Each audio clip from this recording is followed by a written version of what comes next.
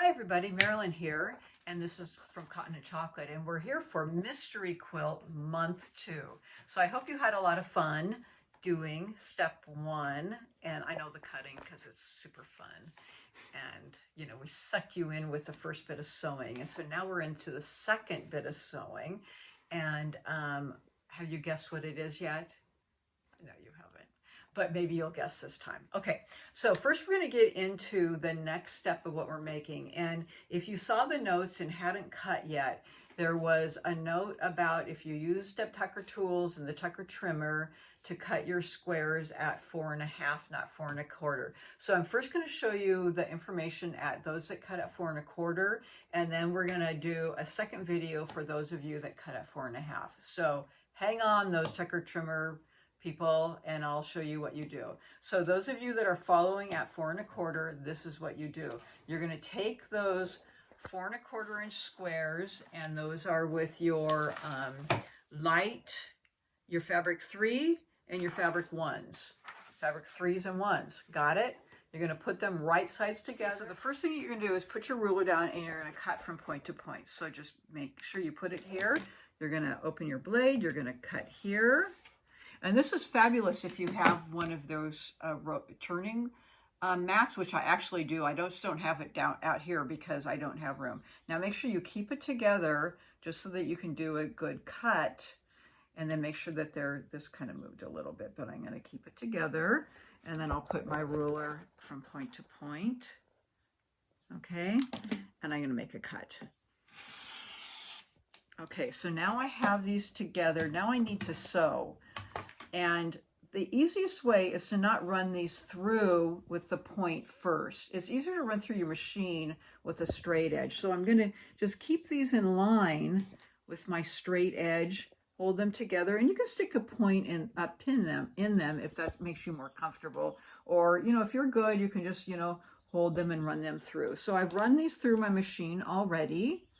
Okay, I've already sewn these down, and then you're going to press them towards the dark. Okay, so that's what they're going to look like. And I already have some of these done. I know, see how good I am? So these are already pressed open. And then you're going to put these together like this. So you've pressed to the dark. So of course they're going to nest. And you can either hold them and sew them through or stick a little pin in there so that they nest really nice. Now this time, yes, you are going to have to sew them with that little point there. And you only have to make, okay, get ready. You have to make a total of, okay, well, these you have to make only 160. Oh, but then when you put them together, it's only 80. Hey, don't shoot the messenger. I'm just reading the directions. Okay, 80 doesn't seem so bad because it's not 160 together. Okay, just do it. All right. Okay, so now the good news is when you press them, you're going to cut off these little, you know, these little things because those are just awful. And then, you know, because you don't want those sitting out of there. You only have to do that 80 times. And then you're going to take and put these in a jar and save them. No, you aren't. I'm just kidding about that. Okay, so then you'll have 80 of these, and they're going to be, they should be 3.5 inches. Okay, so there you go. Whew, that's all done. All right, so the next step is even better. You're going to take your strips from C and D panels from step 1 that you've already done, and you're going to cut these. For the size that I'm doing is 2 inches. Okay, and those that you are making bigger quilts, they're 2.5 inches. Okay, so now when you're cutting, where did my ruler go? Right here. Oh, my ruler's right here. It's right in front of me. I just, you know, I'm just going to tell you, you know, you're going to have to make your first cut in and cut off the selvage and all that. But when I'm cutting, I normally don't cut off the bottom and measure off the bottom, only because, you know, sometimes it's a little ripply. When I'm doing my cuts, my 2.5 inches is right here. I have like a little line on my ruler. I use that on my seam line because it's nice and straight. So that's, you know, when I'm making my cuts along. So I'll make that first cut a little ways in, and I'll just hold it and make it off of there. And then the first one, I'll turn it and then cut it down to 2.5 inches. 2 inches. 2 inches, not 2.5. Why, you know, I'm just kidding. Made sure that you were paying attention. 2 inches, okay? And then it's going to be even from there. And then make sure you're keeping that straight at 2, but I'm measuring off of that middle line and measuring down. And then, you know, I'll make 3, 4, 5 cuts, and then I'll really readjust because, you know, it gets off a little bit, and then I'll re-straighten it and make a straightening cut again. Because you eventually, if you don't, these start getting crooked, and then you don't have a square. You have a parallelogram or some other gram, something, some math thing. Who knows? Jerry probably knows, but you know, it doesn't matter. In any case, straighten it up so they stay square when you get down there, okay? So you're going to do that with these, and you're going to do this with this. You make the same number whether you're doing the small or big quilt, and you need 60 cuts of each of these colors. So now when you're ready to piece these together, really pay attention to the colorway.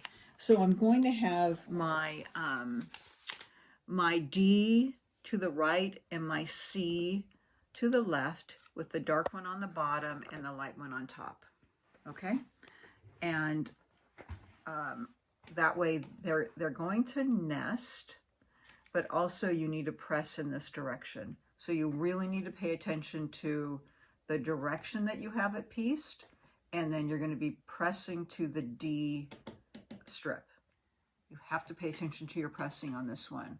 Otherwise, when we go to the next step, which I don't know what it's going to be, but they're not going to fit together. They're not going to be pressed in the correct direction. Okay, so pay attention to the designation of your colors. So here, my colorway was this on the bottom. It's flipped from there. That was on the top. Now it's on the bottom.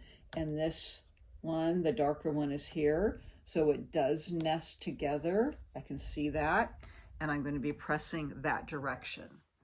Okay, so really pay attention to the piecing and the pressing. And this is my finished one, and I have it pressed this direction. Okay, and you're going to be making a total of 60 of these. And you're going to make 60 whether you're doing the smaller quilt or the big quilt. It's just that the size is different.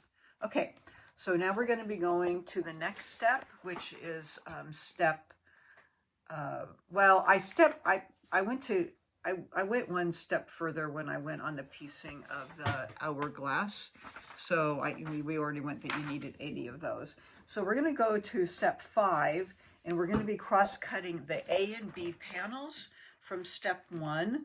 And the A and B panels are these the really big ones that were the long, I think these are the 11-inch strips, I believe, possibly.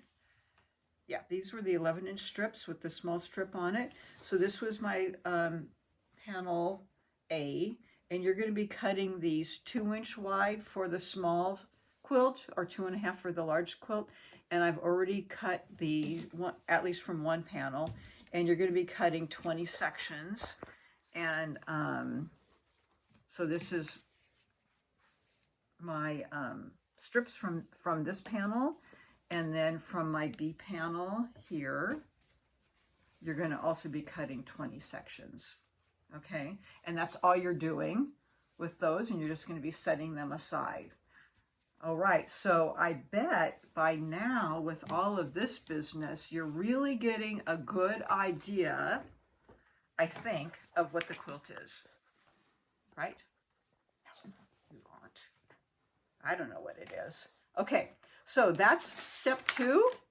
Have fun, get sewing so that you don't fall behind, and we'll see you again in step 3 next month. All right, have fun.